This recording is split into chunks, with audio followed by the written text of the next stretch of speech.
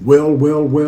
Hello, everybody. I hope and trust that all is well with you during this rather cold season of the year. I mean, it is cold. And due to the inclemency of the weather, not that it's snowing, not that there's any ice, but it's just cold, okay? I will be staying out of the cold, and I encourage you to do the very same thing. If you don't have to go out, don't go out. I'm comfortable, warm here in my Philadelphia Phillies onesie.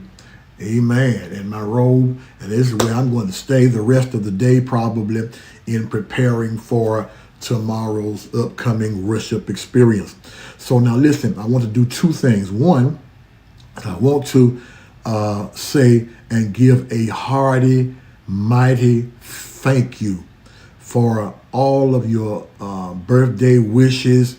I'm still reading. I'm still receiving since the 27th, and this is the 31st. I mean, wishes are still coming in, gifts are still coming in. So I thank you from the bottom of my heart, okay?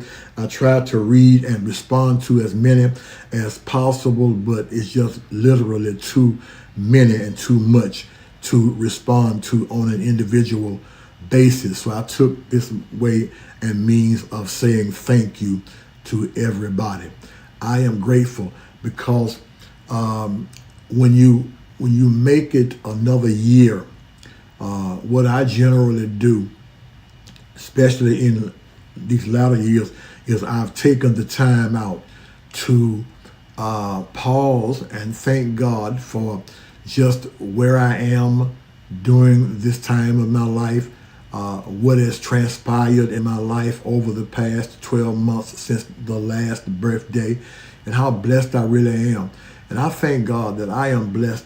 I was thrilled to receive birthday wishes, from our church family, the Cornerstone Baptist Church family, from my family, my wife, my children, my grandchildren, and my great-grandchildren. But out of all the birthday wishes, the one that really just struck home with me and struck dear to my heart was the ones that I received from my great-grandchildren. They're small, and they call up and say, "Happy birthday, Papa, happy birthday, Papa, Papa." And one of them, because some of them are so young until their mothers or their fathers had to tell them what to say. And one just went on and on and on, talking about, thank you, great Papa. I said, oh my God, how many grace are you going to give me? But I thank God for that.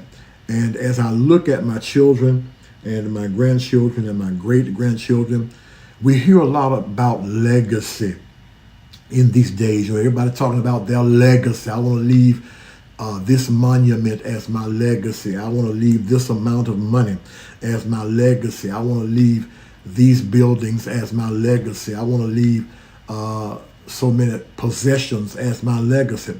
But I have always said for a long time, before the word legacy became a buzzword in our community and in our culture, that my children would be my legacy. That's the legacy that I leave behind.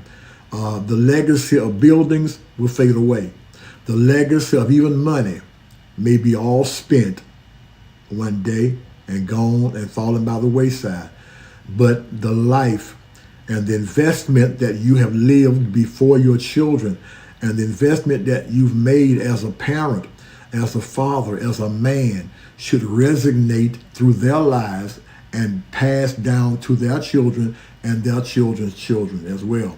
My children now got grandchildren, and they're teaching them some of the same principles that my father and my mother taught me. So that's my legacy. So I'm excited about that, and I thank them for wishing me a happy birthday. They made little gifts for me. I got little T-shirts with handprints on them, painted stuff. I'm going to be wearing them. I started to put on one this morning. But I am happy and grateful. Thank you, Cornerstone, for your birthday wishes, and those who gave, those who are a part of our church family, and those who are not a part of our church family. They sent gifts as well. Thank you. Thanks to my pastor, cohorts and co-workers in ministry and minister of the kingdom. I thank you for your prayerful support and your words of encouragement, both young and old. I mean, God, I'm a blessed person, and I thank God for allowing me to be as blessed as I am. I said two things, but I got two more things, so it's really three things. The second thing is, listen, join me here in the morning at 9 o'clock a.m. for our worship experience. We will be partaking in the Lord's Supper, so have your elements ready by it being the first Sunday in a new month. All right. And the third thing is, have you ordered your book yet? My God, you need to order your book. You need to get a copy of, I thought I had one here, of Snake Talk. You need to do that, okay? Do that. Get your copy of the book. Just go on Amazon.com and put in Snake Talk by Aaron Jones Jr. And I'm sure that it will be a blessing. I know for a fact it's going to be a blessing to your life and to the lives of those you recommend it to.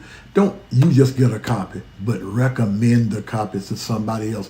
It would be a blessing to married couples, especially, but it will also bless individuals, because the principles that are therein can help you as an individual, whether you're single or married. So please, ma'am, please, sir, order your copy today. And if you don't want to go on Amazon to pick it up, I can make arrangements to get you a copy if you just contact me at 404-663-9648. 404-663-9648. All right? Listen, gotta go.